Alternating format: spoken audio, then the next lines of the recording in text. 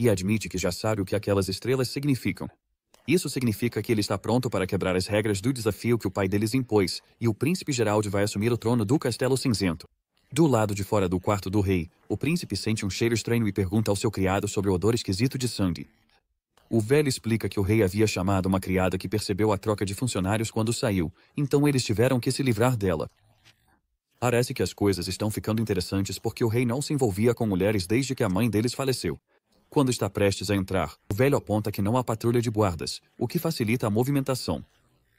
O príncipe zomba dizendo que não vai entrar escondido como um rato. Ele está ali, orgulhosamente, para conversar com o pai sobre herdar o trono, mas se a conversa não funcionar, ele vai tentar outra coisa. Ele segura a espada e se inclina em direção à porta. O cheiro de sangue só fica mais forte. Assim que ele dá uma espiada lá dentro, vê sangue e arromba a porta. Lá dentro, ele encontra o irmão parado, e o terceiro rei do Castelo Cinzento, Wimbledon, está morto com uma adaga cravada no peito. O responsável pelo assassinato é Timothy Wimbledon, o segundo príncipe do Castelo Cinzento. Ao ver o irmão mais velho, Timothy diz que não queria fazer isso, mas não teve escolha, assim como o primeiro príncipe não teve outra opção a não servir até aqui. Quase instantaneamente, um monte de soldados aparece bem atrás do primeiro príncipe e o cerca, pegando-o de surpresa. O irmão mais velho pergunta ao caçula há quanto tempo ele estava planejando isso. Timothy explica que o decreto que o pai deles estabeleceu era como um jogo de xadrez. Ele admite que pretendia jogar conforme as regras, mas a terceira princesa começou a jogar sujo. Ele também aponta que Gerald joga sujo, sugerindo que o primeiro príncipe não teria corrido o reino inteiro até a capital sem um aviso prévio de seu astrólogo Capanda. Parece que o Capanda também traiu o primeiro príncipe, embora o velho esclareça que nunca mentiu. Quando os céus se movem a partir do equinócio, isso simboliza um buscador que perdeu o caminho, mas também prenuncia a queda. O primeiro príncipe fica irritado e grita com o irmão mais novo, lembrando de como ele era o filho favorito, recebeu todas as vantagens do rei, e mesmo assim matou o próprio pai. Em resposta, Timothy sorri descaradamente, apontando a hipocrisia do primeiro príncipe, já que ele também estava lá para matar o rei caso a conversa não desse certo. O primeiro príncipe treme, provavelmente depois de ver o irmão soltando verdades tão brutais. Ele pergunta a Timothy se ele o atraiu para cá de propósito para se livrar dele também. Timothy apenas dá de ombros, dizendo que não planejou enfrentar a irmã dele só ficando parado para matar o irmão mais velho. Ele até fica meio impressionado que a irmã dele já tinha previsto tudo isso antes mesmo do decreto ser escrito. Timothy continua explicando que quer encerrar esse decreto real mais cedo porque sua cidade de Valência não é como Porto Clearwater da irmã, que está criando guerreiros como coelhos. Ele precisa de um exército, um grande o suficiente para desafiar a irmã, e isso só é possível se ele estiver usando a coroa do Castelo Cinzento. O primeiro príncipe fica furioso e parte para cima do irmão, mas os soldados rapidamente intervêm. Um deles o atinge por trás com uma lança, forçando-o a cair de joelhos diante do irmão mais novo. Timothy, de forma diabólica, informa ao irmão que ele será incriminado por matar o rei rotulado como assassino e que também enfrentará a guilhotina por esse crime. O soldado imobiliza o primeiro príncipe, mas ele continua protestando, perguntando se Timothy sequer tem o direito de julgá-lo e promete expor os crimes de Timothy para todos em público. Mas Timothy já pensou em tudo. Ele preparou uma poção chamada Silenciador. Depois que alguém a bebe, não consegue pronunciar uma palavra sequer. Depois de executar o irmão, Timothy planeja interpretar perfeitamente o papel de enlutado. Sem mais ninguém na linha de sucessão ao trono, ele se tornará rei sem nem suar a camisa. Ele ainda diz ao irmão para amaldiçoar a irmã pela terrível sina que está prestes a enfrentar, enquanto a mente do primeiro príncipe volta a uma lembrança mais uma vez, e os soldados começam a arrastar Gerald para fora do local. A raposa astuta que traiu o primeiro príncipe começa a chamar Timothy de rei, declarando que a coroa já é dele. Timothy faz um elogio verbal ao homem pelo bom trabalho, mas então tira uma pílula presumivelmente venenosa e diz ao homem para engoli-la se não quiser ser traído depois. Timothy olha para o pai, rangendo os dentes de frustração ao vê-lo morto diante de seus olhos. A cena volta ao passado, quando Timothy informou ao rei que Gerald estava a caminho da capital com a intenção de tomar a coroa à força. Timothy perguntou se o rei tinha algum plano para impedir isso. O rei apenas sorriu de forma maníaca, deixando o garoto confuso. No momento seguinte, o rei sacou uma adaga, balançou com toda a força e a cravou no próprio peito, morrendo imediatamente diante dos olhos de Timothy. Bem no meio de tudo, Timothy está furioso, tentando descobrir quem está causando confusão na disputa pela coroa. Ele está determinado a encontrar aquele desgraçado e mostrar o que acontece quando alguém mexe com a realeza. Parece que as mulheres que visitaram o rei mais cedo devem estar envolvidas nessa confusão. De qualquer forma, estamos de volta ao castelo da cidade fronteiriça, onde tudo tem estado bem tranquilo ultimamente. O protótipo da locomotiva a vapor nas minas foi consertado, nenhum acidente, e os demônios também não têm causado problemas. Nosso herói tem relaxado, pensando em maneiras de impulsionar a economia da cidade e encher a carteira vazia de novo. Mas aí, do nada, seu momento de paz é interrompido quando o cavaleiro entra às pressas com mais notícias. Uma horda enorme de demônios está se aglomerando do lado de fora dos muros. Lá na fronteira, abaixo da muralha, um monte de monstros está uivando feito louco. Lá em cima, os soldados parecem apavorados com a quantidade absurda. E não podemos esquecer do Valnir. Ele era só um mineiro comum que acabou entrando para o exército só para poder comer os malditos ovos. Uma das feras avança contra a muralha e bate nela com toda a força, fazendo a parede inteira tremer. E isso também causou, um belo estrago na muralha, mas o monstro cai imediatamente no chão e os monstros do tipo lobo começam a avançar. Hunter Iron Ace rapidamente manda todo mundo preparar as lanças. Assim que os lobos chegam bem em cima deles, o apavorado Valnir reúne coragem e esfaqueia as feras sob o comando do capitão.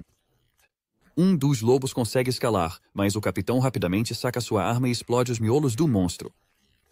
Com a ameaça imediata resolvida, Iron Ace manda todos ficarem atentos e de olho no que vem pela frente.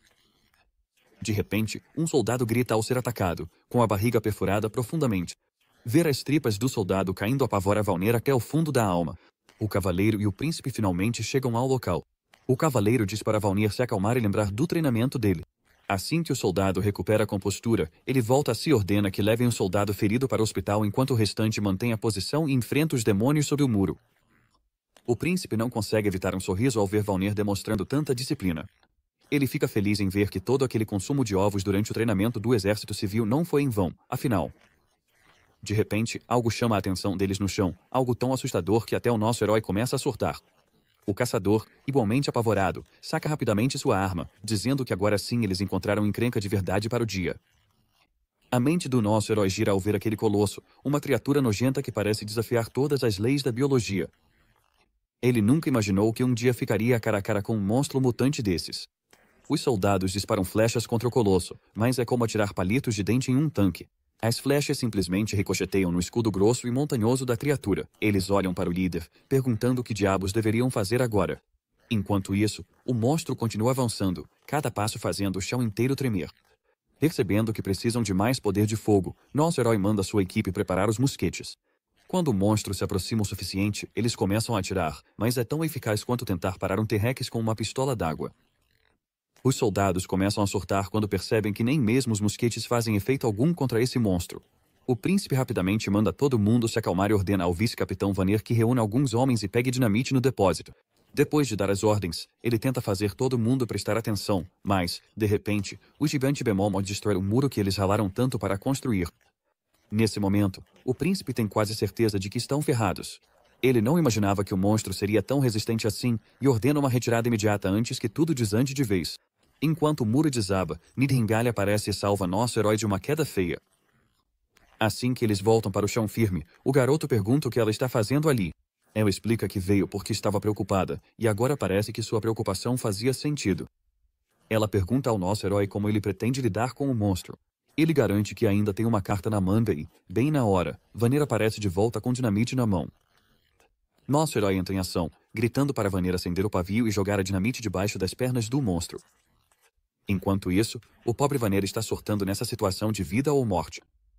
Finalmente, ele consegue acender o pavio, coloca a dinamite no chão e sai correndo dali enquanto o pavio começa a queimar. Quando o pavio termina de queimar, bum, o lugar inteiro treme com uma explosão enorme, acertando o monstro bem na barriga. Todo mundo começa a comemorar a vitória enquanto vê o monstro desabar sem vida no chão. O príncipe está sorrindo como se tivesse tirado nota máxima numa prova. Mas a comemoração deles é interrompida quando avistam mais feras rugindo de volta, mesmo sendo apenas bichos comuns. Só que eles estão em grande número, os soldados correm para levantar seus escudos, e nosso herói fica parado ali, sem saber o que fazer e em pânico. O javali de repente solta um rugido e avança direto contra o grupo deles. Um soldado, caído no chão, não acredita no que vê ao ver essa garota entrando na briga. Mas essa não é uma garota qualquer. É a Ana, e ela não é uma mulher comum, então é bom você entender isso. Ana encara o monstro, sem demonstrar nenhum medo. Ela acessa seus poderes e lança fogo direto no javali. As chamas acertam em cheio, assando o javali vivo. O queixo do nosso herói cai, totalmente surpreso com o que está vendo. Nosso herói se sente um completo idiota por nunca ter pensado no papel da Ana no campo de batalha além dos projetos de construção e da cidade. É exatamente por isso que ele a manteve em segurança na enfermaria, para evitar qualquer perigo, e ele não faz ideia de como ela saiu de lá. Quando um dos cavaleiros Brian cai de joelhos, ele informa ao príncipe que a senhorita Ana estava preocupada com a segurança dele e insistiu em ir até a muralha, e ele não conseguiu impedi-la. Originalmente, nosso herói havia planejado influenciar a opinião pública a favor das bruxas usando as habilidades da Ana, e, uma vez que mais pessoas aceitassem as bruxas, ele queria revelar a existência da Ana publicamente. Mas parece que o segredo já foi revelado. O garoto rapidamente ordena que Brian proteja Ana do perigo e instrui Nightingale a fazer o mesmo. Enquanto isso, Ana avança com confiança enquanto os soldados se reúnem ao seu redor para protegê-la. Com um olhar determinado, Ana levanta as mãos, chamas começam a surgir e ela cria uma parede de fogo na abertura da parede, bloqueando o avanço dos monstros.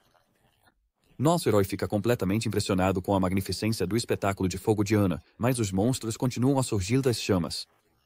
É então que o garoto cruza o olhar com Ana e, nesse momento, o príncipe entende o que precisa ser feito. Ele imediatamente pega a arma da mão do cavaleiro e começa a atirar nos monstros, mirando direto em suas cabeças. A visão de seu príncipe tomando a iniciativa surpreende a todos. Nosso herói ergue sua própria arma, incentivando os soldados a prepararem suas lanças e avançarem. Sua voz firme ecoa no ambiente enquanto ele ordena que protejam o muro e a cidade fronteiriça. A multidão realmente se anima para proteger sua cidade, e todos estão prontos para acabar com aquelas criaturas. Depois de um tempo, o último lobo de pé recebe uma chuva de flechas e cai sem vida no chão, finalmente permitindo que os soldados saboreiem a vitória. O cavaleiro fica completamente impressionado com a defesa bem-sucedida do território. Mas então o príncipe de repente se lembra da Ana e começa a surtar porque estava tão ocupado comandando que quase se esqueceu dela.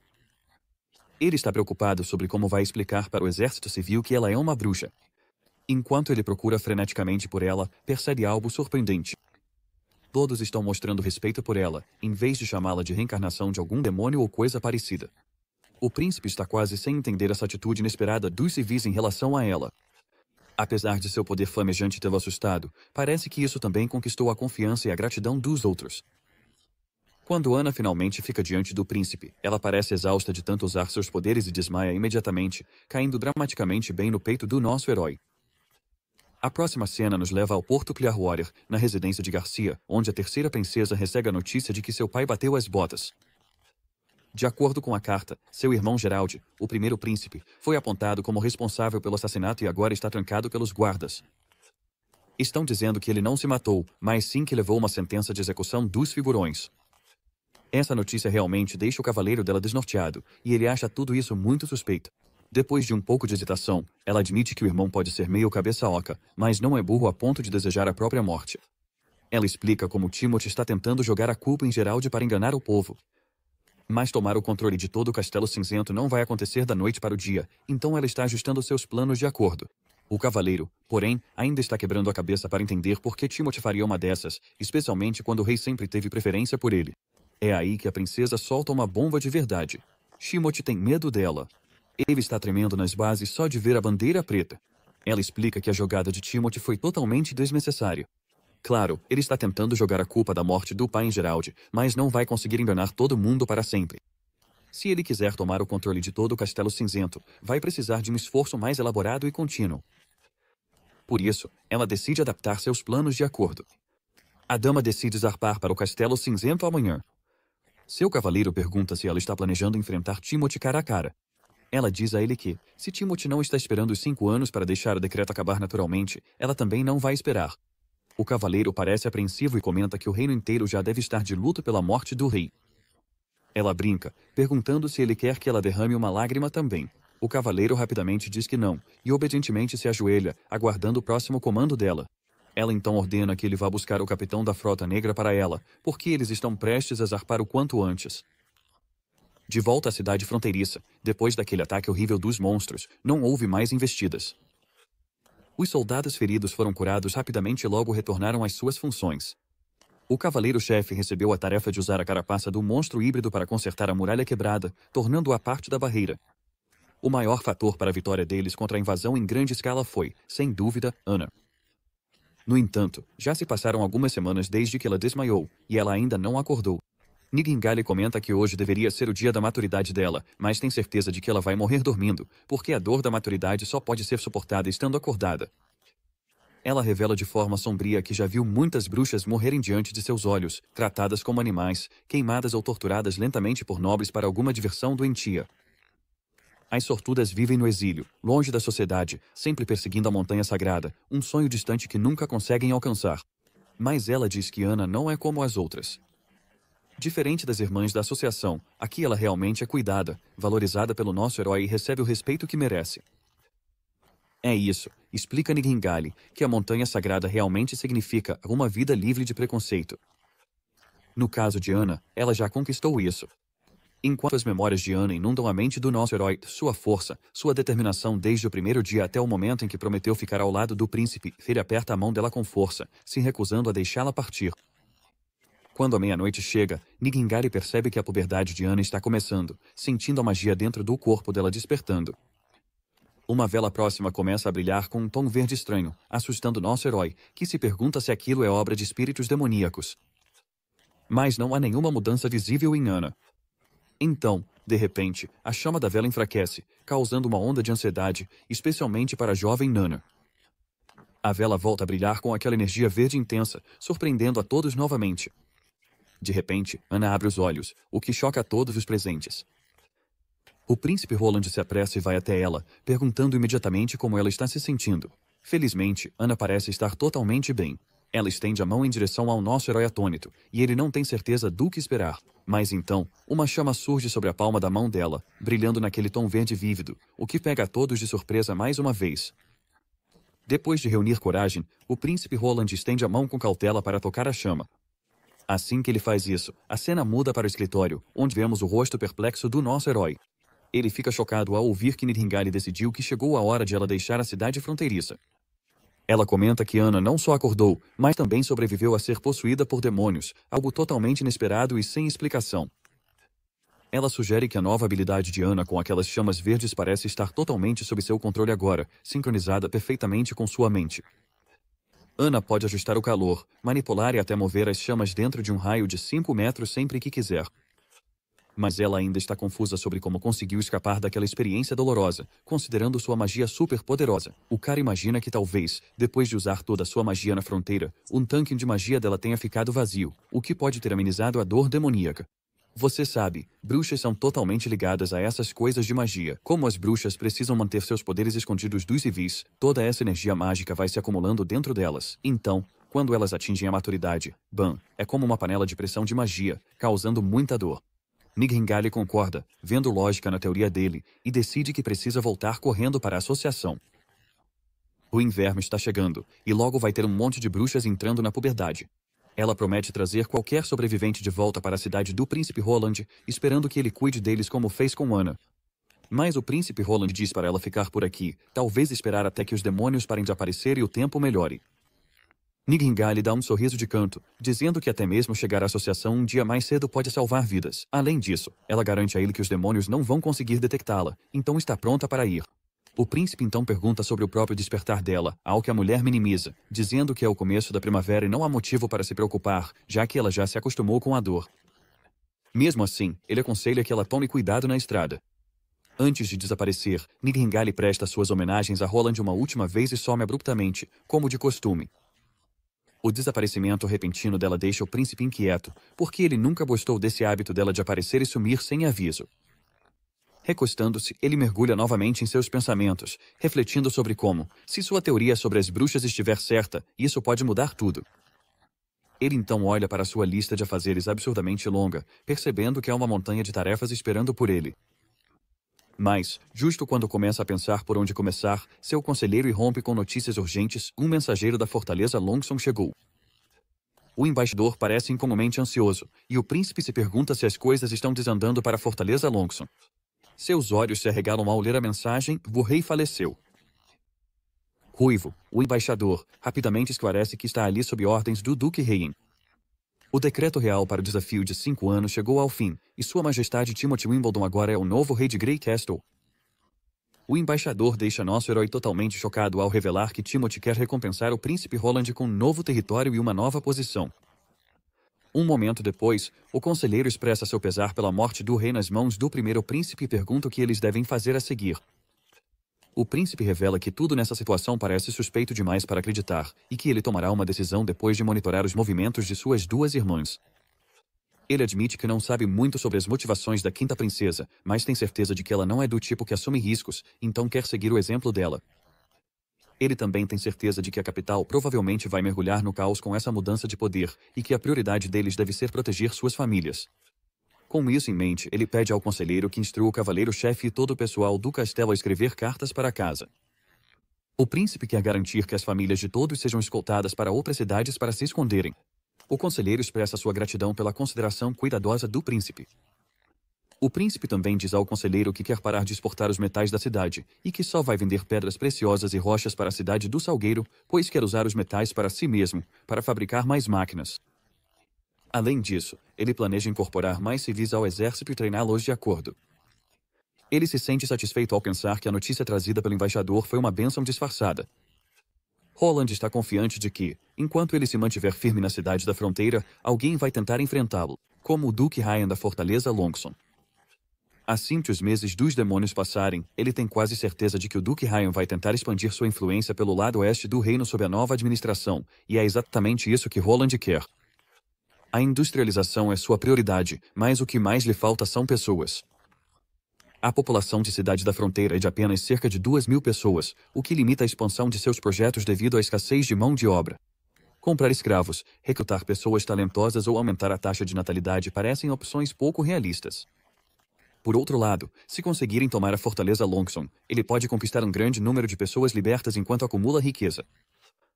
A assimilação é mais fácil, e a invasão é a melhor maneira de aumentar a população e reunir riquezas. Roland reconhece o trabalho que é desafiar toda a fortaleza de Longson, e só pode esperar que Sombra Noturna retorne com as bruxas. Esse também é o único motivo pelo qual o príncipe quer expandir seu exército civil e fabricar mais máquinas. A próxima cena nos leva à Cordilheira do Norte, onde Sombra Noturna avança por um dos túneis. Seus passos logo são interrompidos por raízes que crescem e bloqueiam a entrada. Sombra Noturna imediatamente se apresenta, e a dama conhecida como Folha retira suas raízes e fica radiante ao ver sua amiga de volta. Após trocarem cumprimentos, Folha revela que uma das duas bruxas, Erin ou Ashley, não conseguiu chegar à maturidade. Elas então decidem não se prender a coisas tristes e seguem para dentro. Sombra Noturna está ansiosa para ver sua amiga, Wendy, e assim que Wendy é chamada pela amiga, ela se vira e cumprimenta a Sombra Noturna calorosamente, chamando-a de Verônica de forma brincalhona. Wendy pega a mão de Sombra Noturna nas suas, fazendo com que Sombra Noturna fique corada e afirme que não é mais a mesma garota fraca de antes. Preferindo não ser mais chamada de Verônica, Wendy insiste que ela não deve negar seu passado, pois isso faz parte dela. Mesmo assim, Sombra Noturna está feliz em ver sua amiga, e as duas se abraçam apertado. Wendy então pergunta sobre Ana e se Sombra Noturna conseguiu ajudá-la em sua maturidade. Com um sorriso, Sombra Noturna revela que Ana não precisou de nenhum resgate. Na verdade, o que elas descobriram vai mudar as coisas para todas as bruxas. Em poucos instantes, Sombra Noturna conta tudo para suas irmãs sobre o príncipe e como ele está deixando todos ficarem em sua cidade da fronteira sem qualquer discriminação contra bruxas. Wendy não acredita de primeira, mas Sombra Noturna jura de pés juntos que o príncipe não só disse isso, como também salvou Ana e Nana. E mais, o príncipe não acredita em nenhuma besteira sobre bruxas serem possuídas por demônios e faz questão de dizer que as bruxas tiram seu poder de si mesmas. Para garantir, Sombra Noturna lembra a todos sobre sua habilidade de sentir mentiras, então eles podem confiar nela quando diz que o príncipe está falando sério. Ela conta sobre os planos dele de proteger as bruxas e até mesmo enfrentar a igreja, se for preciso. Depois, ela tira da manga os projetos da máquina a vapor, provando que eles podem construir um santuário incrível para rivalizar com a Montanha Sagrada. Bem quando Sombra Noturna está pintando esse quadro de paraíso, uma mulher de cabelo verde invade o lugar, mandando todo mundo calar a boca. Ela parece ser a professora delas, e Sombra Noturna rapidamente demonstra respeito, abaixando a cabeça. A professora lança um olhar fulminante para a Sombra Noturna, questionando em voz alta se ela está dizendo que a Montanha Sagrada, que elas perseguem há tanto tempo, não passa de conversa fiada. Em seguida, estamos com o novo rei, Timothy, quando um cavaleiro aparece com uma pedra chamada Julgamento Divino, supostamente a arma suprema contra forças demoníacas. O cavaleiro se gaba de que a igreja já confirmou o poder da pedra para lidar com bruxas há séculos, mas Timothy se irrita, culpando as bruxas pelo suicídio de seu pai. Ele ordena que o cavaleiro continue capturando bruxas e vasculhe a capital de cima a baixo em busca de mais. Enquanto isso, de volta à sombra noturna, ela acorda amarrada a uma coluna com aquela mesma pedra de supressão de bruxas em seu pescoço. Ela tenta entender como foi parar nessa enrascada. Voltamos ao momento em que a mulher de cabelos verdes surtou com a ideia do príncipe ficar do lado das bruxas. Ela reclama sobre como as bruxas vêm sendo perseguidas e mortas há séculos. Ela acredita que Sombra Noturna foi enganada pelo príncipe e insiste que a dor da maturidade é um teste sagrado para o corpo e a mente de uma bruxa, e que só aquelas que suportam isso podem alcançar o verdadeiro poder e encontrar a paz eterna na montanha sagrada. Sombra Noturna fica chocada ao perceber que todo o sofrimento que as bruxas passaram era apenas um teste para essa mulher. Ela fica ainda mais irritada ao pensar que suas irmãs caídas, que suportaram tanta dor, são simplesmente descartadas como sujeitas desqualificadas. A mestra oferece à Sombra Noturna uma última chance de buscar perdão por sua ignorância e erros, prometendo misericórdia, mas Sombra Noturna permanece firme, insistindo que só levará consigo as irmãs que acreditarem nela. Quando ela tenta sair, uma cobra imediatamente agarra seus pés. Antes que possa reagir, ela desmaia devido à injeção venenosa de petrificação, acordando para se encontrar na situação em que está agora. Enquanto estão cara a cara, Sombra Noturna lembra do motivo pelo qual está usando a Pedra Divina do Julgamento, mesmo sendo proibida na Associação das Bruxas. A mulher cobra diz que é apenas uma ferramenta para punir crianças desobedientes. Ela lembra Sombra Noturna de como Wendy a salvou das garras dos aristocratas. Em vez de retribuir essa bondade, agora Sombra Noturna está tentando entregar todas elas para aqueles nobres imundos só para consertar sua relação com eles novamente. Sombra Noturna nega qualquer intenção desse tipo, enfatizando que só quer que suas irmãs vivam livremente, sem medo de passar fome ou das dores da maturidade, e acredita que todos merecem o direito de escolher seu próprio caminho. Ela destaca o quanto Vila da Fronteira mudou, apontando que o projeto da locomotiva a vapor que trouxe é apenas um dos muitos milagres. A mulher cobra zomba, dizendo que não entende nada do projeto e o joga no fogo, declarando que um pedaço de aço não pode se mover como se estivesse vivo e que ela não é tola. Ela então pega a adaga quente e a segura a poucos centímetros do pescoço de Nidhingale, deixando claro que essa é sua última chance de implorar perdão por tentar enganar a Associação das Bruxas. Se Nidhingale não obedecer, ela ameaça perfurar seu coração e transformá-la em um exemplo para as outras. Mesmo encarando a morte, Nidhingale permanece desafiadora. Em vez de abaixar a cabeça, ela prefere receber a adaga direto no coração. É então que Wendy intervém, lembrando a todas quantas irmãs já perderam e que não podem se dar ao luxo de perder mais uma. A mulher cobra fica agitada, exigindo saber se Wendy também acredita nas mentiras de Nidhingale. Wendy nega, dizendo que não pretende ir para a vila fronteiriça, mas concorda com Nidhingale que todos deveriam ter o direito de escolher seu próprio caminho. Wendy então pergunta se alguém quer fugir com Nidhingale para a cidade, mas ninguém se manifesta. Vendo isso, Wendy sugere deixar Nidhingale ir sozinha, já que ela não fez nada para prejudicar a gangue. As outras concordam, dizendo à professora para libertar Nidhingale, mas a professora surta completamente, dizendo que não pode correr o risco de deixar Nidhingale ir porque ela pode revelar a localização do território delas para a igreja. Ela brandiu sua adaga, pronta para atacar, mas antes que pudesse, Wendy intervém e a impede. Wendy pega uma moeda e a lança com força em Nidhingale, quebrando a pedra supressora de poderes. A professora fica furiosa e parte para cima de Wendy com uma cobra que morde sua mão, mas Nidhingale entra em ação. Antes que a professora possa reagir, ela grita de dor com uma espada cravada em seu peito, fazendo-a desabar no chão. Antes que alguém possa reagir, Nidhingale e sua amiga começam a desaparecer e saem do túnel. Wendy não parece estar bem, pois o veneno da mordida da cobra está se espalhando pela sua mão. Para impedir que o veneno se espalhe ainda mais, Nidhingale, relutante, pega sua adaga e corta a mão de Wendy fora do corpo dela. Ela fica com a mão, confiante de que Nana poderá curá-la em breve. Elas estão andando há uma eternidade, e levaram 3 dias só para chegar até aqui. Carregar Wendy está deixando elas ainda mais lentas, e com ela perdendo sangue, Nidhingale teme que ela não aguente mais 3 dias. Mas suas preocupações se mostram desnecessárias quando uma misteriosa recém-chegada aparece, pronta para ajudar. À primeira vista, a recém-chegada parece um garoto, mas na verdade ela é uma garota. Ela tranquiliza Nidhingale para não se assustar. O nome dela é Lightning, e ela entrou recentemente para a Associação das Bruxas. Nidhingale permanece cautelosa perto dessa garota com jeito de moleque e pergunta se foi cara quem a enviou. Lightning dá de ombros, dizendo que não é de se estranhar que Nidhingale não a reconheça, já que ela está sempre por aí. Ela deixa claro que está ali porque, como Nidhingale disse antes, cada um deve viver a vida do seu jeito, e ela escolheu ficar ao lado de Nidhingale. Simples assim. Ela está super animada com todas as máquinas e dinamites explodindo, afinal, é uma exploradora de coração. Nidhingale se pergunta por que alguém tão apaixonada por aventura entrou para a associação. Lightning explica que encontrar a montanha sagrada já é uma aventura por si só, mas a associação é só sobre livros, e a cara está sempre enfiada neles. Nidhingale pergunta se Lightning é uma lutadora, e ela confirma com a cabeça, dizendo que também pode voar, ou pelo menos achava que podia. Ela está tendo dificuldade até para se mexer com todo aquele peso sobre seus ombros pequeninos. Finalmente, ela reúne energia suficiente e começa a flutuar devagar pelo ar. A moleque então pergunta se Nidhingale conhece Wendy há muito tempo, observando como Wendy chamou Nidhingale de Verônica lá no acampamento base. Nidhingale confirma que elas se conhecem há muito tempo e conta que, antes de entrar para a associação, as pessoas a tratavam como uma marionete, e foi Wendy quem lhe mostrou um jeito de viver. Ela revela que tinha uma família em Silver City quando tinha 13 anos, mas seus pais desapareceram durante uma revolta dos plebeus. O tio de Nidhingale então levou ela e seu irmão, Hyde. Esse também foi o ano em que seus poderes de bruxa apareceram pela primeira vez dentro dela, mas seu tio descobriu seu segredo imediatamente e a separou de Hyde, trancando-a para treinar seus poderes. Ele ameaçou machucar Hyde caso ela não usasse suas habilidades para os trabalhos sujos dele, então ela se tornou uma assassina de verdade, envenenando, emboscando, o que você imaginar. Ela cometeu todo tipo de ato horrendo. À medida que a riqueza da família Gillen aumentava com o tempo, as mãos dela ficavam cada vez mais sujas, encharcadas com o sangue dos outros. O pior de tudo é que os poderes dela eram simplesmente perfeitos para esse tipo de trabalho. Quando finalmente se reencontrou com Hyde, ele a rejeitou friamente, desejando não ter uma bruxa como irmã. Depois disso, ela ficou destruída por dentro. Quando a maturidade chegou, ela conseguiu sobreviver à dor, e seus poderes também se intensificaram.